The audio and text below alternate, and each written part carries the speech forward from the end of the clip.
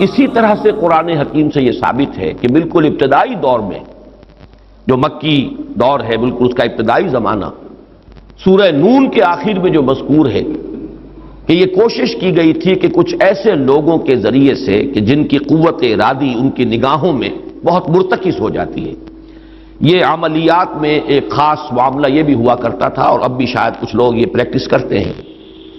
کہ اگر باقاعدہ ریاضت کر کے اپنی نگاہوں میں ایک خاص قسم کی تاثیر پیدا کر لی جائے، بلکہ مولانا امین حسن اصلاحی صاحب نے اس کا تذکرہ کیا تھا ایک مرتبہ جب زمانہ طالب علمی میں نے 2 تربیت گاہیں منعقد کی تھیں،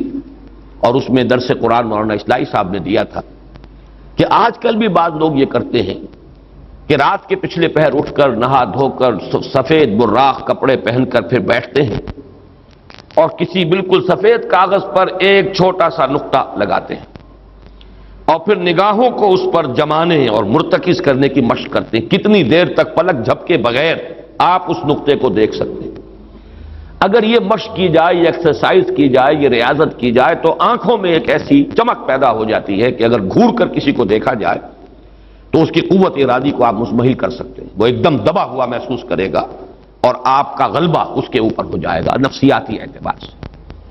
اسی طریقے کا کوئی عمل تھا جو نبی اکرم صلی اللہ علیہ وسلم پر بھی آزمایا گیا تھا۔ لَيَزْلَقُونَكَ یہ آیا ہے سورہ نون کے آخر میں، بِأَبْصَارِهِمْ لَمَّا سَمِعُوا الذِّكْرَ، یہ لوگ چاہتے ہیں کہ اپنی نگاہوں کے ذریعے سے آپ کو پھسلا دیں، آپ کے قدم ڈگمگا دیں، آپ کی قوت ارادی کو کچل دیں۔ لما سمعوا الذکر ویقولون انہ لمجنون،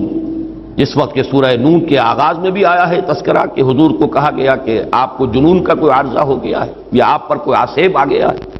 اور آخری آیت بھی جو ہے وہ آخری حصے میں پھر اسی کا یاد آیا، وَإِنَّهُمْ لَيُزْلِقُونَكَ بِأَبْصَارِهِمْ لَمَّا سَمِعُوا الذِّكْرَ وَيَقُولُونَ إِنَّهُ لَمَجْنُونٌ وَمِنْ شَرِّ حَاسِدٍ إِذَا حَسَدَ، اور حسد کرنے والے کے حسد سے جبکہ وہ حسد کرے۔ اب حسد کے ساتھ ہی نوٹ کر لیجئے، اگرچہ یہاں تو مذکور نہیں ہے، یہ نظر کا لگ جانا، عین العین حق، بعض روایات میں آیا حضور نے فرمایا اس کے اندر اثر ہے۔ انسان کسی حاسدانہ نگاہ کے ساتھ کسی پر نگاہ ڈالتا ہے، اس میں زہر ہے، یہ نگاہیں مسموم ہیں، اس میں زہر ہے موجود، سمی اثرات ہیں اور اس کے اثرات میں تو پڑتے ہیں۔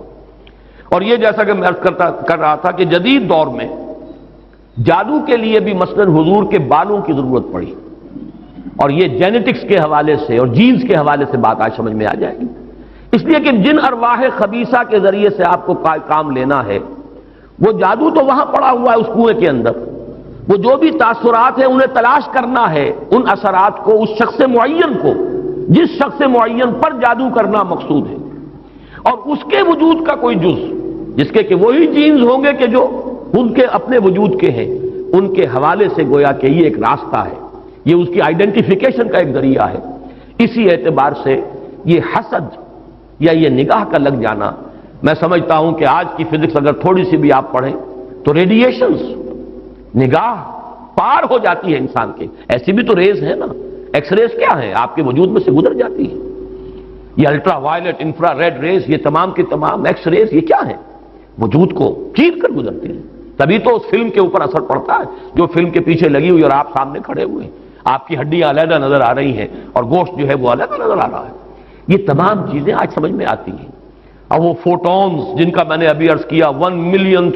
ملین 5 دفعہ کہیے، 30 صفریں لگائیے ایک پر تو 1 ملی میٹر کا اتناواں حصہ جو ہے وہ ایک فوٹون ہے، یہ تو وجود کے اندر سرایت کر کے کہیں سے کہیں نکل جانے والی چیزیں۔ ان ریڈیشنز کے حوالے سے ایٹمک ایکسپلوژن جو ہے اس کی ریڈیشن ہے، جو آپ کو معلوم ہے کہ جو ذرا سے حادثے ہو رہے ہیں، چرنوبل میں ہوا ہے، کہیں ہو گیا تھا بھوپال میں، اور اس کی پھر ریڈیشنز کے کیا کیا اثرات ہوئے، وہ شے نظر تو نہیں آتی، غیر مرئی چیزیں۔ آج کی دنیا میں جب آپ ESP کو مان رہے ہیں، ایکسٹرا سینسری پرسیپشن، نہ آپ کے کانوں کے ذریعے سے آپ کو پرسیپشن حاصل ہوئی ہے، نہ آنکھوں کے ذریعے سے، آپ کے سینس آرگنز انوالوڈ ہی نہیں ہے، but you are having perception, extra sensory perception. اسی طریقے سے ٹیلی پیتھی ہو رہی ہے، ایک بات آپ اپنے دل کے اندر، اپنے ذہن کے اندر جماتے ہیں، مرتکز کرتے ہیں، اور جس شخص کے ساتھ آپ چاہتے ہیں رابطہ اس تک اس بات کو منتقل کر دیتے ہیں۔ یہ سب کچھ کیا ہے؟ اس کے بعد تو اس دور میں بھی اگر کوئی لوگ بات کریں من شر حاسد اذا حسد، اور عقد کے ساتھ اس کو جوڑا گیا ہے، ومن شر النفاثات فی العقد ومن شر حاسد اذا حسد، لیکن محض ردیف یا قافیہ یا فواصل کی رعایت سے قرآن میں کچھ نہیں ہے۔ وہ اس کا ایک فیکٹر، اس کا ایک عامل ہو سکتا ہے، لیکن محض اس کی بنا پر نہیں مانا جائے گا۔ تو اس میں یقیناً کوئی اور حکمت ہے، اور وہ حکمت تقسیم کی گئی ہے۔ ہمارے مفسرین نے تو اس کو یوں بیان کیا ہے کہ ایک حسد وہ ہے کہ جو دل میں پیدا تو ہے، آدمی کے اندر ہے، لیکن یہ کہ وہ اس کو یعنی اس کو باقاعدہ کوئی ایک ہمت کے ساتھ اور اپنے ایک عزم کے ساتھ، ارادے کے ساتھ بروئے کار نہیں لا رہا، تو اس حسد کے اثرات نہیں ہوں گے، اس سے پناہ مانگنے کی ضرورت نہیں ہے۔ میں اس کو اس انداز میں تو میرا ذہن سے قبول نہیں کرتا، اس لیے کہ حسد اگر پوٹینشلی ہے اندر تو اس کے اثرات ہوں گے، وہ ریڈیشن تو ہوگی، چاہے اس کا ارادہ ہو چاہے نہ ہو، وہ کیفیات جو ہے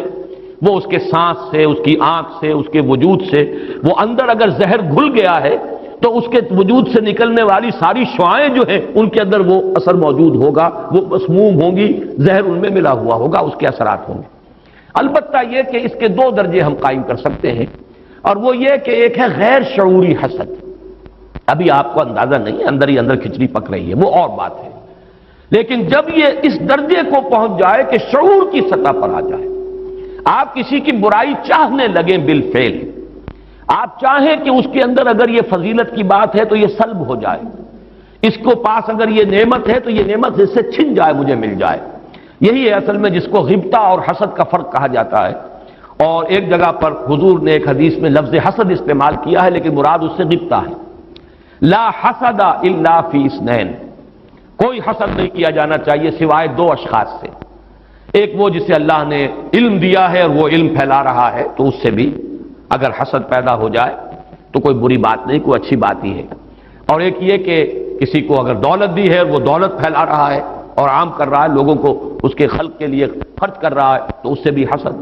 لیکن یہاں حسد غبطہ کے معنی میں، غبطہ یہ ہے کہ کسی میں کوئی خیر آپ کو نظر آئے تو آپ اللہ سے دعا کریں پروردگار مجھے بھی یہ خیر عطا کر دے، یہ غبطہ ہے۔ اور حسد یہ ہے کہ اس سے یہ شے چھن جائے، یہ ہے در حقیقت کہ جو بری شے ہے کہ کسی نعمت کا کسی دوسرے شخص سے سلب ہو جانا، اس کی خواہش جب پیدا ہو جائے اور جب یہ شعوری سطح پر آ جائے، یعنی ایک ہے اس کا ایک وہ جو جس سے کہ ابھی اتنی اس کی انٹینسٹی نہیں ہے کہ اس سے وہ ریڈیشن ہو،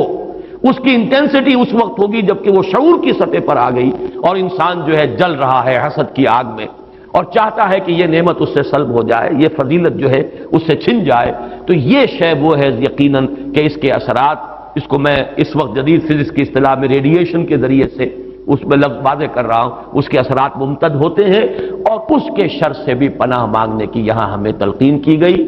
تلقین محمد الرسول اللہ صلی اللہ علیہ وسلم کو ہوئی اور آپ کی وساطت سے ہم سب کو ہو رہی ہے۔ قل اعوذ برب الفلق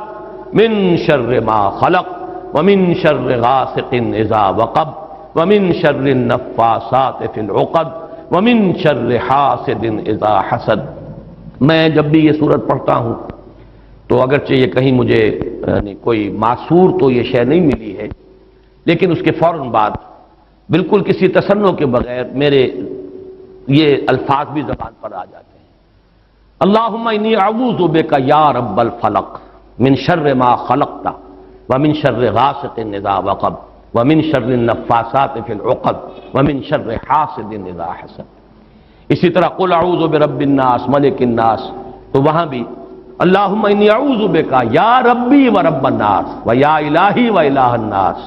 و یا ملکی و ملک الناس۔ تو اس طریقے سے گویا کہ اس لفظ قل چونکہ یہ فعل امر ہے، حکم ہے، تو اس پر ہم اگر فوری طور پر اس کی تعمیل کیا کریں تو یہ اگرچہ معصور نہیں ہے، میں صرف اپنے ذوق کی بات کہہ رہا ہوں، اور بہرحال اس میں کوئی شے ممنوع نہیں ہے، دعا تو ہم مانگ سکتے ہیں، تو دعا ہی کی شکل ہے، تو جو الفاظ ہمیں اللہ نے تلقین کیے ہوں انہی کے حوالے سے ہم وہ دعا مانگے، تعوذ کریں۔ قل اعوذ بک، قل کو چھوڑ دیجئے، اعوذ بک، اللہم انی اعوذ بک یا رب الفلق من شر ما خلقت، اب یہ خلقہ کی بجائے مخاطب کیونکہ ہم کر رہے ہیں اللہ کو، من شر ما خلقت، آگے جو کہ تو الفاظ رہیں گے ان میں کوئی تبدیلی کی ضرورت نہیں ہے۔ مولانا محمد قاسم نانوتوی دیوبند کے مؤسسین میں سے مولانا رشید احمد گنگوہی اور مولانا محمد قاسم نانوتوی رحمہم اللہ، یہ دو ہیں اصل میں یہ دارالعلوم دیوبند کے مؤسس، اس کی ابتدا کرنے والے۔ ان کے شاگرد شیخ الہند، ان کے شاگرد علامہ شبیر احمد عثمانی، تو انہوں نے یہی الفاظ لکھے ہیں کہ استاد الاستاذ نے جو بات لکھی ہے وہ میں بیان کر رہا ہوں۔ ویسے یہ کہ مولانا عبدالعزیز شاہ عبدالعزیز رحمۃ اللہ علیہ نے بھی اس پر کوئی کتاب لکھی ہے، وہ بہرحال میری نظر سے نہیں گزری، وہ تمثیل اب میں بیان کر رہا ہوں، بڑی پیاری تمثیل ہے۔ انہوں نے تمثیل یہ دی ہے کہ اگر کوئی باغبان یا کوئی اور کھیتی کرنے والا جو ایک پودا لگاتا ہے، کوئی فصل ہے اس کا کوئی ایک جو ہے بیج یا دانہ پھوٹا ہے، اب یہ جو پودا ہے باغبان یہ چاہتا ہے یہ پروان چڑھے، پھلے پھولے، اسے کوئی گدن نہ پہنچے، کوئی نقصان نہ ہو، اس کی حفاظت کا بندوبست کرے گا تاکہ جس کام کے لیے یہ پودا لگایا وہ مقصد حاصل ہو۔ پودا تو مقصود نہیں ہے، مقصود تو اگر آم کا پودا ہے تو آم کا پھل اس سے حاصل کرنا مقصود ہے۔ تو چار قسم کی اس کے اوپر آفات آ سکتی ہیں۔ پہلی آفت مثلاً حیوانات، جو سبزی خور حیوان ہے وہ اسے کھا نہ جائے، لہذا کوئی جالا آپ اس کے گرد جالی لگاتے ہیں، کوئی باڑھ لگاتے ہیں، اس سے بچاتے ہیں، اور یہ جو جانور آ کر کھائے گا، بکری فرض کیجیے کھا جاتی ہے آ کر، تو یہ کوئی اس کی نیت آپ کو ضرر پہنچانے کی نہیں ہے، یہ اس کی طبعی ایک خاصیت ہے، یہ تو اس کی جبلت ہے، یہ اس کی طبیعت ہے، اس کا تقاضا ہے، آپ سے کوئی دشمنی نہیں ہے اس سے، بلکہ یہ کہ در حقیقت اس کی اپنی طبعیت کا ایک تقاضا ہے۔ چنانچہ وہ شعر بھی انہوں نے کوٹ کیا ہے، نیش اقرب ناز پے کی نست اقتضائے طبیعتش این است، بچھو جو ڈنک مارتا ہے تو یہ آپ سے کوئی دشمنی اسے نہیں ہے، یہ اس کی طبیعت کا، اس کی جو بھی جبلت ہے اس کا تقاضا ہے۔ سانپ کے بارے میں بھی آپ کو معلوم ہے کہ عام طور پر اگر اس کو آپ کوئی نقصان نہ پہنچائیں، پاؤں پڑتا ہے سانپ پر تو وہ ڈنک مارتا ہے اور ڈستا ہے، ورنہ عام طور پر وہ حملہ نہیں کرتا، یہ اس کے دفاع کا ایک جز ہے، اس کی خلقت کا ایک جز ہے۔ ایک خطرہ تو یہاں سے آیا، آپ نے باڑ لگا دی، آج کل جو ہے جالی لگا دی جاتی ہے لوہے کی۔ دوسرا یہ کہ اس پودے کو نشو و نما کے لیے جو چیزیں ضروری ہیں اس کی کوئی روک ہو جائے، مثلا اسے دھوپ چاہیے، کوئی ایسی چیز آڑے آ جائے کہ دھوپ کی تمازت اس تک پہنچے ہی نہ، کوئی شے ایسی سایہ کی اس کے اوپر کیے رہے، یا پانی اسے چاہیے، پانی کے سوتے خشک ہو جائیں، یہ دوسری آفت ہے، پودا مرجھا جائے گا، کملا جائے گا، ختم ہو جائے گا۔ تیسری چیز یہ کہ اس پر کوئی پالا پڑ جائے، اوپر سے اولے پڑ جائیں، پالا پڑ گیا، یعنی اس کی جو حرارت غریزی ہے جس سے کہ اس کی یہ پورا وجود جو ہے وہ حرارت غریزی جو ہے وہ ختم ہو جائے، اس کے نتیجے میں بھی وہ پودا ختم ہو جائے۔ اور آخری شکل یہ ہے کہ کوئی دشمن ہے حاسد اور وہ آئے اسے اکھاڑ کے پھینک دے آپ کو نقصان پہنچانے کی نیت سے۔ یہ چار آفات ہیں جو اس پودے کے اوپر ممکنہ طور پر وارد ہو سکتی ہیں، یہی چار ہیں۔ قل اعوذ برب الفلق من شر ما خلق، یہ وہ خلقت میں جو شر مضمر ہے، وہ اس کے خلقت کا جز ہے۔ نیش اقرب ناز پے کی نست اقتضائے طبیعتش کی نست، یہ تو اس کی طبیعت کا، خلقت کا، اس کا تقاضا ہے۔ دوسرا یہ ہے کہ وہ سورج ڈوب گیا، غروب ہو گیا، یا جیسے میں نے کہا تھا حیات معنوی یا حیات مادی کے لیے جو اسباب ضروری ہیں ان میں سے کسی کا سلسلہ منقطع ہو گیا، یہ ہے وَإِذْ شَرِّ غَاسِقٍ إِذَا وَقَبَ۔ تیسری چیز کہ جو در حقیقت جادو کے ذریعے سے ہوتی ہے کہ اندر آپ کے کوئی ایسی شے ہو گئی جس سے آپ کے طبائع اور قوائے طبیعہ جو ہے وہ کچھ شل ہو کر رہ جائے، یہ اندر سے حرارت غریزی جیسے اس پودے کی ختم ہو گئی، پالا پڑ گیا، جادو کا اثر یہی ہوتا ہے۔ یا تخبطہ الشیطان من المس جیسے آیا ہے کہ ایسی کیفیت ہو گئی کہ جیسے حواس پورے طور پر بجا نہیں ہے، حواس پورے طریقے سے قائم نہیں ہے، مجتمع نہیں ہے، تو یہ کیفیت جو ہے یہ ومن شر النفاثات فی العقد ومن شر حاسد اذا حسد، جیسے ایک دشمن نے آ کر دشمنی اور آپ کو گزن پہنچانے کے لیے، دشمنی نکالنے کے لیے پودے کو اکھاڑ کے پھینک دیا، ایسے ہی حاسد جو ہے